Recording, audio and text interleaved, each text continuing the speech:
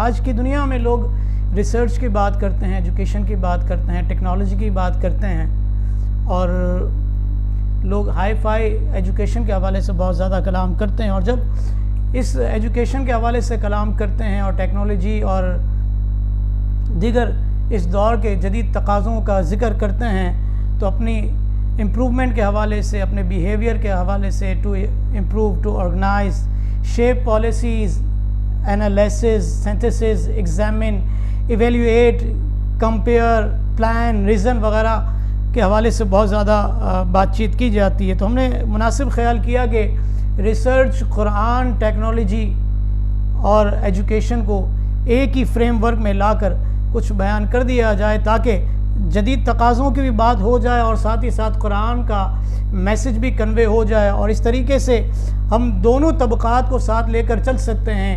وہ لوگ بھی جو فقط قرآن و حدیث کو سننے والے ہیں، ریلیجیس لوگ ہیں، مذہبی لوگ ہیں، وہ بھی ہمارے ساتھ آ جائیں. اور دوسری طرف وہ لوگ جو ایجوکیشن کی طرف ہے، ریسرچ کی طرف ان کا زیادہ ذہن جاتا ہے، ٹیکنالوجیز کی طرف ان کا زیادہ ذہن جاتا ہے، وہ لوگ بھی ہمارے ساتھ اس پلیٹ فارم پر جمع ہو سکتے ہیں. لہٰذا سب سے پہلے قرآن مجید فرقان حمید کی آیت مبارکہ کوٹ کر دوں اور اس حوالے سے کچھ باتیں کر کے میں آگے بڑھتا ہوں.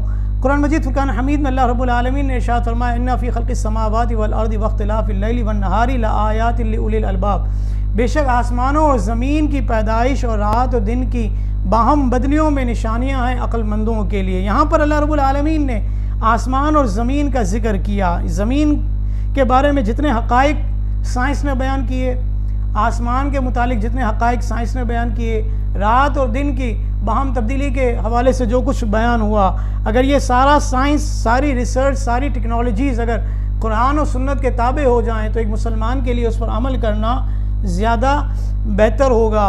دنیا بھر میں تعلیم کے نام پر جتنے بھی کام کیے جاتے ہیں، چاہے کہ وہ دینی تعلیم ہو یا دنیاوی تعلیم ہو، ان میں 4 باتوں کا پایا جانا بہت زیادہ ضروری ہے.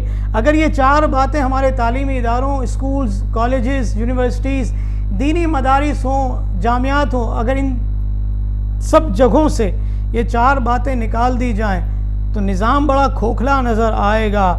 دنیا میں ایسے کئی مسلمان ہوئے جو قرآن و سنت کے جاننے والے تھے اور ساتھ ہی ساتھ سائنس اور جدید علوم کے بھی ماہر تھے. ہم بہت زیادہ پیچھے نہیں جاتے، ہم 100 سال پیچھے جاتے. 101 عرس ہم نے منا لیے ہیں اعلی حضرت فاضل بریلوی علیہ رحمہ کے.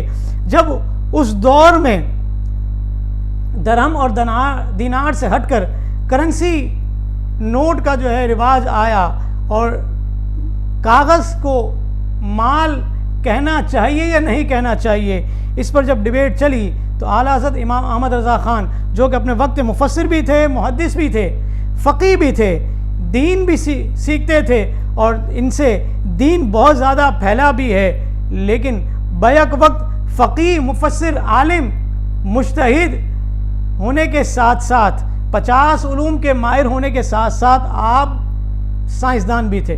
چنانچہ آپ نے کفل الفقیہ الفاہم فی احکام قرطاس الدراہم اس موضوع پر رسالہ لکھا اور جس میں کرنسی نوٹ کو مال ہونے کی حیثیت پر آپ نے کلام کیا. اسی طرح اعلیٰ حضرت امام احمد رضا خان علیہ رحمۃ الرحمان نے جب تیمم کے موضوع پر کلام کیا کہ زمین کی جنس سے تیمم کیا جا سکتا ہے تو کون کون سی چیزیں زمین کی جنس میں داخل ہیں، اعلیٰ حضرت امام احمد رضا خان علیہ رحمۃ الرحمان نے اس پر بھی بڑی سیر حاصل گفتگو کی. الغرض جو مذہبی طبقہ ہے وہ اعلیٰ حضرت علیہ رحمہ کے اس وصف کو بخوبی جانتا ہے. لیکن آج کا ہمارا موضوع فقط مذہبی طبقے تک رہنمائی فراہم کرنا نہیں ہے، بلکہ ہم اس موضوع کے تحت ان لوگوں تک بھی اپنی فکر کو پہنچانا چاہتے ہیں جو بہت زیادہ مذہبی ذہن تو نہیں رکھتے لیکن سائنسی ذہن جن کا بنتا ہے، ایجوکیشن کا ذہن جن کا بنتا ہے. تو ان لوگوں تک بھی ہم نے اپنا میسج پازیٹیو وے میں کنوے کرنا ہے. اس اعتبار سے یہ گفتگو کی جا رہی ہے. ہم صرف بڑی بڑی عمارتوں، بڑے بڑے ناموں اور بڑی بڑی گاڑیوں، بگ انویسٹمنٹس کی طرف بسا اوقات متاثر ہو جاتے ہیں. بسا اوقات ہماری عمارتوں سے تعلیم کے نام پر ناسمجھی، کم عقلی اور فہم و تدبر کے بطلان کے سوا کچھ نہیں ہوتا. بس اوقات یہ بھی ہوتا ہے کہ ہمارے تعلیمی نظام سے بڑے بڑے جی پی ایز تو نظر آتے ہیں, ڈگریز تو نظر آتی ہیں, لیکن یہ ڈگری لینے والے نوجوان جب باہر کی دنیا میں آتے ہیں, پریکٹیکل لائف میں آتے ہیں, تو بظاہر یہ بڑی بڑی ڈگریاں بسا اوقات ان کے لیے کاغذ کے ٹکڑوں جیسی حیثیت رکھتی ہیں. لہٰذا ضرورت اس امر کی ہے کہ یہ 4 چیزیں ہر طالب علم میں ہونی چاہیے, ہر اس فرد میں ہونی چاہیے جو زندگی میں کچھ کرنا چاہتا ہے. ٹیلنٹ نہیں ہو تو یہ 4 چیزیں کیسے پیدا ہوں گی؟ لہٰذا انسان کے اندر تعلیمی اداروں میں, طلباء میں, اسٹوڈنٹس میں ان 4 چیزوں کا پایا جانا بہت ضروری ہے, جس کو سیکریٹس آف 4 C's کہا جاتا ہے. اور یہ 4 C's کے جو سیکریٹس ہیں, وہ 4 سیکریٹس جو سی میں پائے جاتے ہیں وہ کیا ہیں؟ اس حوالے سے کئی لوگوں نے مختلف قسم کی تھیوری پیش کی ہے. میرے پاس 2 چیزیں اس حوالے سے موجود ہیں, جس میں سے ایک یہ ہے کہ 4 C's ڈیفائن جو کیے جاتے ہیں, اس میں سے پہلی چیز ہے critical thinking and problem solving, دوسری چیز ہے افیکٹو کمیونیکیشن, تیسری چیز ہے کولیبریشن اینڈ ٹیم بلڈنگ, اور چوتھی چیز ہے کریٹیوٹی اینڈ انوویشن. اور یہ سورس ہے 2012 کرٹیکل سکلز سروے AMA دسمبر 2012 کی. اور دوسری جو میں آپ کو پیش کر رہا ہوں, جو سیکریٹس آف 4 C's کے حوالے سے مجھے بات کرنی ہے, جو آج کل کے مینٹورز بہت زیادہ بات کرتے ہیں جس حوالے سے, اس کو میں لوں گا, اور ساتھ ہی ساتھ آقا کریم صلی اللہ علیہ وسلم کی شخصیت میں ان 4 C's کو قرآن کے اور حدیث کے ذریعے سے اس کو میں انشاءاللہ کچھ نہ کچھ ڈیفائن کرنے کی کوشش کروں گا. پہلا C ہے کانفیڈنس.